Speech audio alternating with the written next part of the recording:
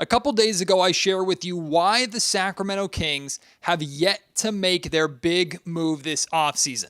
I saw the comments to that podcast. I got the emails. Many of you pessimistic that a move at all is even going to be made.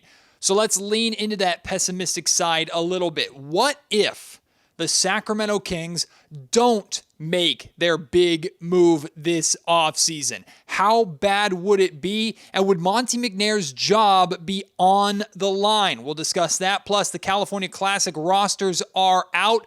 Devin Carter out of Summer League. And Domantas Sabonis is dominating for Lithuania. It's all right here on Locked On Kings. You are Locked On Kings, your daily Sacramento Kings podcast. Part of the Locked On Podcast Network, your team every day. And now, ladies and gentlemen, it is that time. Time for another episode of Locked On Kings. Hello and welcome into Locked On Kings, your podcast hub for Sacramento Kings coverage all offseason long. Today's episode is brought to you by Game Time. Download the Game Time app, create an account, and use code LOCKEDONNBA for $20 off your first purchase. Terms apply. My name is Matt George. I have the privilege of being your host here. I'm a Sacramento sports anchor and reporter for ABC 10 News. Now, before we dive into the pessimistic viewpoint, the idea that the Sacramento Kings might not make a move or a big move this offseason at all, I want to preface it by saying this is not what I believe. So then, Matt, why are you even talking about it if you don't believe it? Because we're going to explore that realm of possibility, that branch off of the tree of this offseason.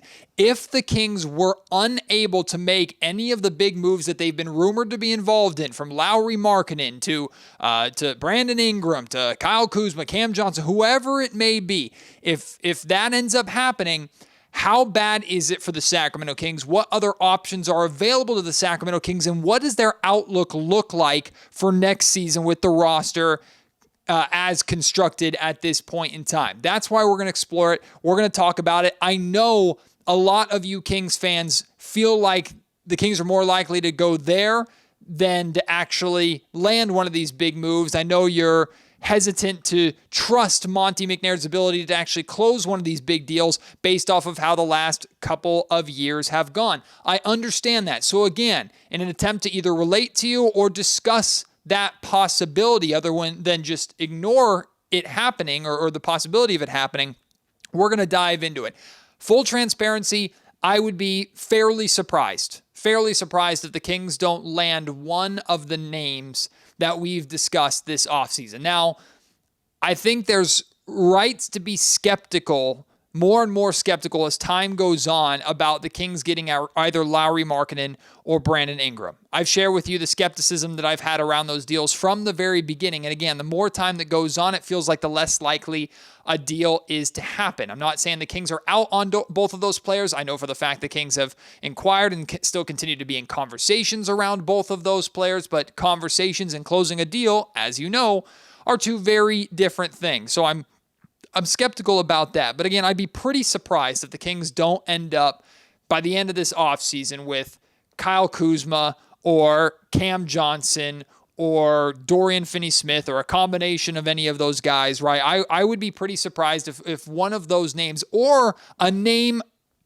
on equal playing field or a similar tier to those players is not a Sacramento King by the end of this offseason. Now, there could be names out there that we haven't talked about at all that the Kings are inquiring about and are involved in, and Monty doesn't always, and actually more often than not, makes moves that we don't see coming. So there is a chance that there are other names out there that the Kings are talking about or having negotiations about that we don't know of. All we can do is go off of the information that we do know, and I would expect, again, my feeling on the situation, my read on the situation is that the Kings are going to end up with somebody because in many ways, I feel like they have to end up with somebody. But let's be honest with ourselves here. At this point, the way the Kings have set themselves up, putting themselves in the sweepstakes for Markkanen, the sweepstakes for Ingram, hell, even the sweepstakes for DeMar DeRozan a little bit. If the Kings don't end up with a quality player of that caliber, it's going to be underwhelming, right?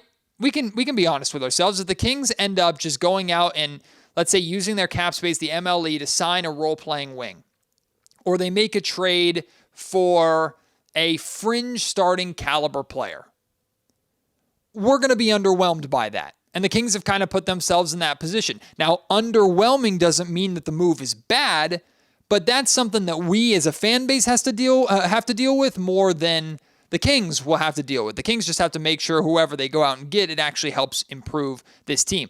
Underwhelming is better than no move at all, right? And I would rather the Kings make an underwhelming move that improves this roster. Remember, I felt that the Mike Brown hire was an underwhelming hire compared to some of the other names that we were excited about. Look how well it's worked out for the Sacramento Kings. So underwhelming doesn't necessarily mean a bad thing. But look, as this saga goes on, right? We're 3 days into free agency at this point. 3 days, it's still relatively early, but we're 3 days into free agency. The Kings are involved in multiple trade rumors, and as time goes on, more and more names that could be targets for Sacramento, or could have been targets for Sacramento that could have helped this roster, are off the board. Derek Jones Jr., Najee Marshall, Royce O'Neal, Taurean Prince, all names at the forward position that could have helped the Sacramento Kings, and the Kings could have used their money to go out and get.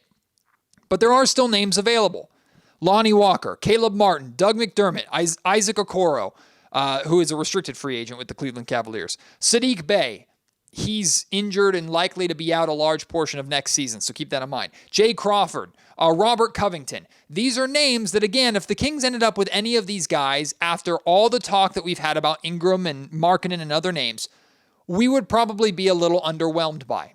But some of these names are still available out there. So if the Kings decide to eventually go the free agency route because these trade talks fall apart, there are names out there that would be underwhelming but could still help this roster. Now, do any of those guys spark you as there's the starting caliber upgrade that many think this team needs? Right? I think a lot of people think if the Kings can go out and find a starter to replace Harrison Barnes and put next to Keegan Murray, that's what the Sacramento Kings are looking to add and need to try to add this offseason. None of those names do that for you. They shouldn't do that for you. But again, underwhelming is better than nothing. So let's talk about, if we're being pessimistic, kind of the worst case scenario. What if the Kings just run it back? I'm not advocating for this at all. I am going to be, if that's what ends up happening, if we go into training camp with this roster essentially as is with very minor tweaks, you're going to hear on this podcast me express frustrations about this offseason, missed opportunities, and the Kings putting themselves in a very similar position to last offseason where they're relying on a lot of things going right to get to where they want to be. So I am not advocating at all for the Kings to run it back like I was advocating for the Kings to run it back last offseason. Last offseason, I felt that in a lot of ways they had to do it. It made sense. This offseason, it absolutely does not make sense for them to run it back. But let's go down this rabbit hole. What does it look like? Again, I'd be very surprised if it happens.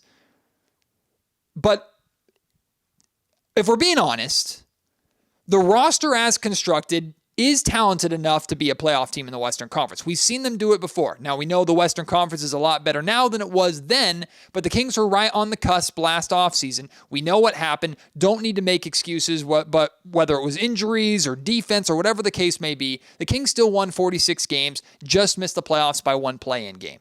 That's not good enough. That's not a consolation prize. That's not okay. That's not acceptable. Monte McNair's own words on draft night. The goal is the playoffs. Anything less is unacceptable. Last season's result was unacceptable, but this roster as constructed is capable of being better than that. I'm not trying to spin it into a positive. That's just what I believe. I would put this roster as it stands right now as a fringe playoff / play-in team. I'm talking about a 6 to 8 seed. I don't think that's good enough. That shouldn't be good enough. That shouldn't be acceptable. They might get in by the skin of their teeth. Might. The Kings need to put themselves in a position to where, even in the Western Conference, they feel confident enough to go, yes, this is a playoff team going into next season. If we went to training camp and Lauri Markkanen or Brandon Ingram was on this roster, I think we would be saying, yes, this is a playoff team. That's what Sacramento needs to be trying to do this offseason. But as it stands, I think this is a fringe playoff play-in team. And what would the Kings, if this happens, what would the Kings be hoping for? Right? What is the best case scenario for Sacramento? We're talking about the team overall staying healthy. Again, last offseason, they were relatively healthy. De'Aaron played over 70 games. Domantas Sabonis played every single game. Harrison Barnes played every single game. Like, this team last season was relatively healthy. Trey Lyles dealt with some injuries. Of course, Malik Monk and Kevin Huerter at the end of the season had a major impact. But it could be worse. It could be a lot worse health-wise for Sacramento this season. So one, of course, the Kings need to ultimately stay healthy. The Kings are hoping for De'Aaron Fox to essentially be that scoring takeover, 30 points per game version of himself all season long, not just to start and to end the season. And of course, another offensive jump from Keegan Murray. We're talking getting to that 20 points per game range and turning into that in his third year. 3-level scorer and ability to create his own shot scorer that the Kings believe he's capable of becoming. You're looking at your rookie Devin Carter, who is end up being the biggest addition you made this offseason. You're looking at him to immediately have an impactful rotational role. I don't think he's going to be in the conversation for being a starter, but he plays solid minutes off the bench with the on-ball defense and hopefully the floor spacing, and that three-point shot translates to the NBA right away. You're looking at Keon Ellis as your true established NBA starter. He either continues what he did last season all this year as teams adjust to him and figure him out a little bit more, or he even improves upon that. And you're looking, honestly, for more of the same from Domantas Sabonis and Malik Monk. Sure, we could ask for more scoring from Sabonis, but Sabonis being what he was last season, if he could do that again, he's a damn good basketball player, right? And as for Malik Monk, right, maybe we can ask for more, but if Malik continues to come off the bench and be a sixth man of the year candidate, should have been the front runner like he was last season, it's hard to ask for more than that, other than, hey, maybe a couple more offensive explosion games. And then you're looking for impactful bench minutes from Kevin Huerter. Again, they run it back. Kevin Huerter and Harrison Barnes are still on this roster. Many believe that if the Kings have Kevin Huerter still on their roster going into training camp, that Kevin Huerter should be the favorite to take the starting spot back from Keon Ellis. I respectfully disagree. I don't think that Kevin Huerter should be... Now, there's a chance he could win it back if he comes out playing out of his mind in training camp and is locked in on the defensive end while shooting 40+% from three-point range. Like, he can win the spot back, but I don't think that should be the expectation. So what does Kevin Huerter look like in a volume shooter, scorer role coming off the bench? If all these things go right, this team still isn't likely to truly contend. Maybe they're a top 4 team. We're talking like a 4th seed or at best 3rd seed again. Maybe. But this roster as constructed, probably, if everything goes right, is still probably struggling to actually contend for a championship next season, which to some extent is okay, because I don't think any of us are expecting the Kings to contend for a championship. But I know the Kings are trying to build there. And if you had a chance this offseason to give yourself more of a chance to actually accomplish that, and you did not take that opportunity because you wanted to stay patient again, there's certainly frustrations and reasons to be upset about that. So the question then becomes, like, when does Monte McNair's seat start to get hot? Right? If the Kings don't make a big move this offseason, if they ended up trying and failing again, and this is the roster that they have going into training camp, is Monte McNair's job in question? I know Kings fans are going to be calling for it. Many of you are already calling for it in my comment section right now, which I think you're jumping the gun a little bit, but you're entitled to feel how you want to feel. I'll be honest with you, I don't think, as of right now, even if the Kings run this roster into training camp, I don't think his job's in jeopardy by any means. He's not going to lose his job at the beginning of the season because of that, unless the Kings start somehow like 0-15, which is not going to happen, right? The Malik Monk signing and the Mike Brown extension, I think, are enough for him to secure a positive offseason. Positive could still not be as good as it could have been, but it's still positive. When I think Monty's seat starts to get hot, if the Kings go through, let's say they're in a very similar position to last season and they have obvious holes and they go through another trade deadline and they try for this star or they try for that guy or they try for this role player and they don't get any of them, and other teams do, and then other teams surpass the Kings, we can't go through another we tried trade deadline or we tried offseason after this one, or that's where I think Vivek and the Kings ownership has to start looking at Monte and going, okay, he's a very smart general manager. He did the job necessary to get us out of the playoffs. Now we have to start questioning whether he can actually get us further than that. I'm not predicting that's going to happen. I'm not rooting for that to happen at all. Full transparency, I am still very much a believer in Monte McNair as a general manager. I have faith in his ability to put the best product out there that he can get for the Sacramento Kings. Doesn't mean I'm not frustrated and have issues with some of the moves that he's made, or more specifically hasn't made. But we got to be honest with ourselves. This is a results league. Vivek Ranadive and the Kings were very upset that they missed the playoffs last season. That can't happen again. And I don't think it's going to be Mike Brown's head that rolls for it. I think we're going to have to start looking at Monte in that case. But we're a fair ways off from that still yet.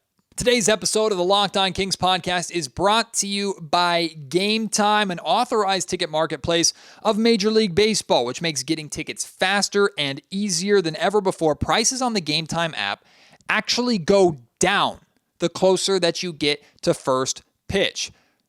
Game Time needs to be the first app, and quite honestly, the only app you're looking at for ticket prices. Now, you can compare Game Time's prices to those other ticketing apps if you'd like to. The Game Time guarantee means that they're going to have the lowest prices, or you'll get 110% back on whatever lower price that you find.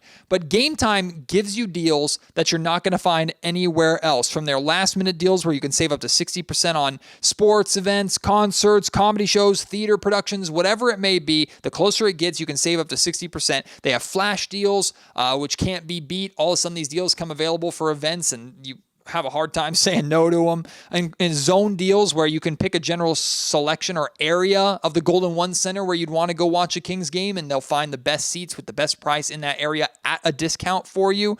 Their all-in pricing shows you exactly what you're going to be paying, fees and all, so you're not bombarded by fees at the very end of your checkout. And they have unbelievable Game Time ticket coverage. Your purchase is covered with the most flexible customer service policy in the ticketing industry, period. Go and get your tickets now at Game Time. When you download the app and create an account, use code LOCKEDONNBA for $20 off of your first purchase. Again, that's LOCKEDONNBA for $20 off. Download Game Time today. Last minute tickets, lowest price guaranteed. The Sacramento Kings California Classic rosters are out. Yes, sters, plural. There's two different California Classic rosters. I'll get into both of them in just a second. But we got to start with the bad news. Colby Jones. Excuse me. Not Colby Jones. He is playing. Devin Carter, the Sacramento Kings rookie, 13th overall pick. He will not be playing in Summer League, period. That includes the California Classic and Summer League. Now, Devin Carter suffered a little bit of a shoulder injury. It happened during one of his pre-draft workouts. We don't know if it was in Sacramento or otherwise, but we do know that the Kings were very aware and are very aware of this injury. They knew about it when it happened. They knew about it when they drafted him, and he went through the Kings medical team and their medical facility, and they came out and made this decision together. So disappointing for all of us. We wanted to see the Kings first-round pick Devin Carter in action in the California Classic here in Sacramento and in Summer League in Las Vegas, but unfortunately, we're not going to get that. So that might sour you a little bit to the excitement that you had to watch some Kings basketball over the next couple of months. The good news is there are still some names to really pay attention to. The California Classic this year is different. It's split between both Sacramento and the Bay Area, which I think is ridiculous, but hey, that's where we are. It means more teams and more opportunities, except Golden State, for some reason, couldn't find another team to play in their version of the tournament, so they're having the Sacramento Kings have two different rosters. There's the Sacramento-based roster and the Golden State-based roster. So here is the Sac-based roster. The head coach of the Sacramento-based Summer League team is Doug Christie. Not surprising. Mike Brown talked about Doug Christie likely being the Summer League head coach at his end-of-season press conference. I would highly expect Doug Christie to be the head coach of the Kings Summer League team in Las Vegas as well. The Sacramento-based roster features Keon Ellis, Colby Jones, Mason Jones, who is on a two-way contract for the Kings, and two two-way rookies, Isaiah Crawford and Isaac Jones. Also, Drew Timme is going to be playing for the Sacramento-based California Classic roster. He is the Gonzaga star big man. He was a surprise addition, but if you don't know Drew, check his game out. It's going to be fun to watch him play in Sacramento. Of course, you see that list, and all eyes immediately go to Keon Ellis and Colby Jones a little bit, but Keon's the guy that I really want to talk about. I think this serves two purposes. Number one, I think the Kings know, especially with the loss of Devin Carter, that they would like to get as much of a name as possible to help draw Kings fans to come to this event. Last year it was Keegan Murray, right? He played in 2 California Classic games, didn't need to play anymore. We saw enough, and it helped build the excitement, and fans got to come see Keegan drop 30 and then 50. Keon now has that opportunity. So one, it's to help sell tickets and help the draw. But two, this is Keon's breakout opportunity, right?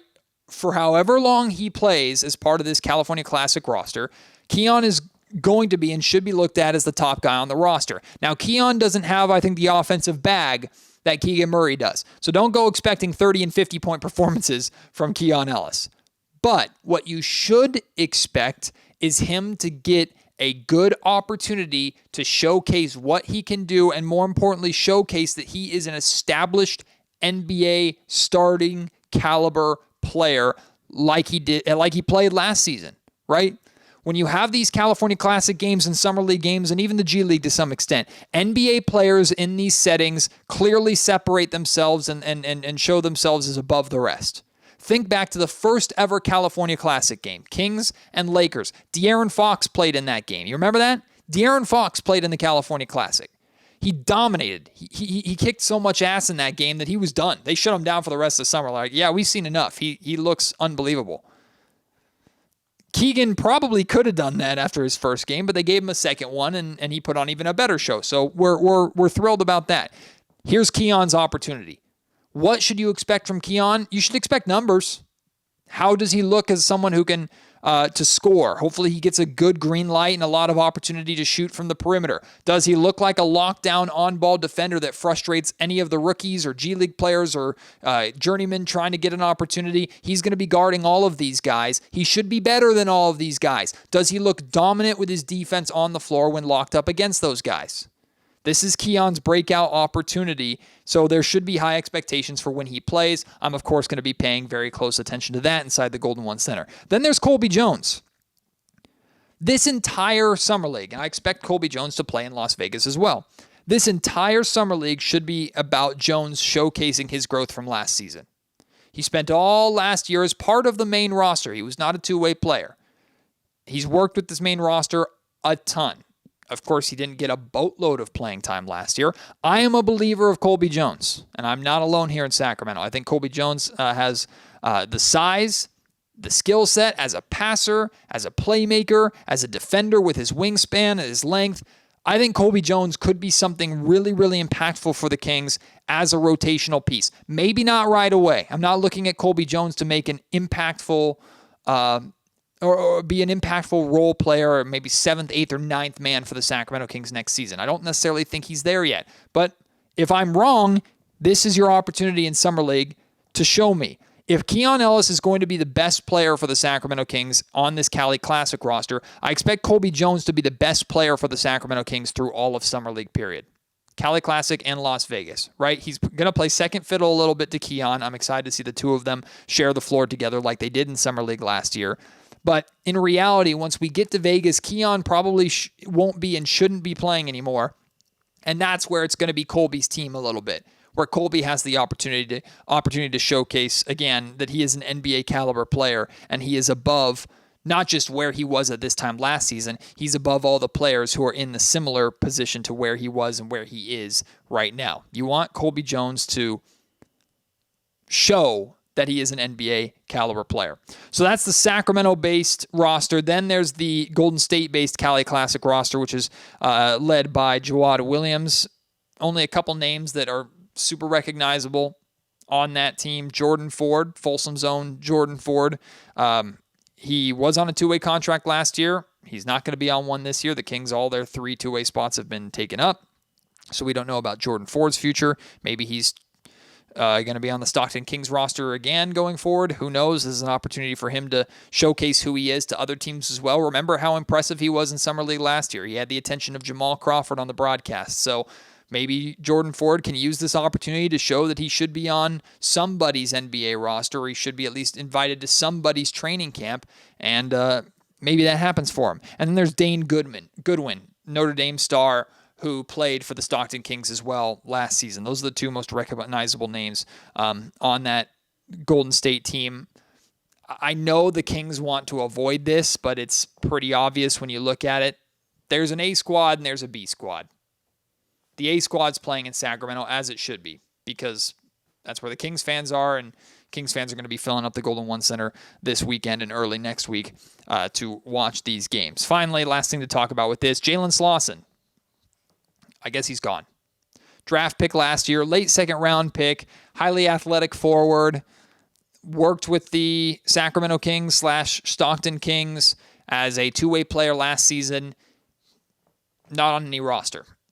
I shouldn't say not on any of the Kings rosters. I have no idea if he's going to be on another roster or what happened or what's going on, but the Kings have not been hesitant to offer second 2-way contracts. They did it for Nehemiah Queta. They did it for Keon Ellis. Now they're doing it for Mason Jones. Like, if they're not giving Jalen Slauson a second 2-way contract as a rookie that they drafted, that means they probably don't see in him what they were looking to see, which sucks because I liked Slauson. I thought he was a good kid, good young man. Wish him the best wherever he ends up, but he's a noticeable name that's no longer involved with the Kings, and we'll see where he ends up. Finally, before we wrap up, Domantas Sabonis is playing basketball right now. I'm not sure if you were aware of that. Yeah, he is the main guy on the Lithuanian national team. Now, Lithuania has not qualified yet for the Olympics, but they're playing their qualification games currently. The last 2 days, Lithuania has played games, and I'm going to share with you how Domantas Sabonis played in both of those games. First off, yesterday, Lithuania beat Mexico in their group. In their group, it's Lithuania, Mexico, and the Ivory Coast. Just 3 teams in their group. Lithuania beat Mexico 96-84 yesterday. That game, Domantas Sabonis had, surprise, surprise, a double-double. 12 points on 6 of 9 shooting from the field, so very efficient. 11 rebounds and 1 assist. Only played 25 minutes, which is significantly less than he usually plays in the NBA, but that's common for international basketball. He only took 9 shots. So here's an opportunity for Domas to maybe be more of a scorer and have more of a prominent scoring role on this team, and he didn't necessarily need to in that game, which Lithuania won. Then today it was a little more dicey. Lithuania ended up coming back and beating Ivory Coast 97-93. Lithuania outscored the Ivory Coast 32-21 in the fourth quarter, and Domantas Sabonis was a massive part of that. For those of you wanting to see Sabonis score more, here you go. 22 points, most of them in the second half, 9 rebounds, 1 assist, and 1 steal for Domas in the win today. So good to see him kind of take over in that game to help Lithuania go 2-0 in their group. They have advanced to the semifinals. I'll be honest with you, I'm not 100% sure what that means, right? I don't know how many teams will actually qualify for the World Cup in this group and in this tournament that they are in. Part of me, selfishly, is like, I hope they don't qualify because I want Sabonis to be as healthy as possible and back in Sacramento focusing on next season. But that's selfish. In reality, we should be rooting for Domas. This is an opportunity for him to represent his country and also an opportunity for Domas to represent the Sacramento Kings and get some really competitive minutes and some competitive opportunity. And he showed some great stuff over these last 2 games. So rooting for Domas and wishing him the absolute best. Any more of what he happens to do with Lithuania, I'll, of course, have it updated for you right here on Locked On Kings. We're still waiting.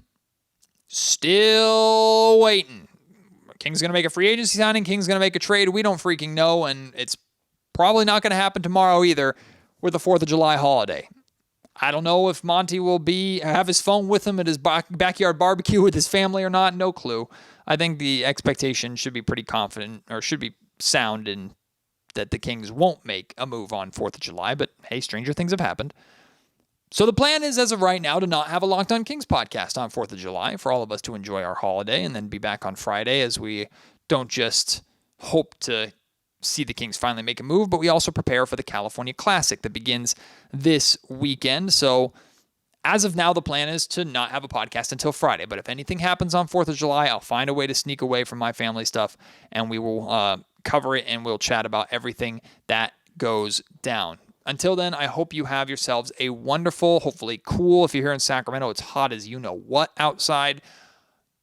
So stay safe, stay hydrated, stay cool, and enjoy your 4th of July holiday. Hopefully there are some different kind of fireworks from the Sacramento Kings, either before the holiday or right after the holiday. That's certainly what we're looking forward to. Be safe, and I can't wait to see you on the next episode. Until then, my name is Matt George. You've been listening to the Locked On Kings podcast, part of the Locked On Podcast Network.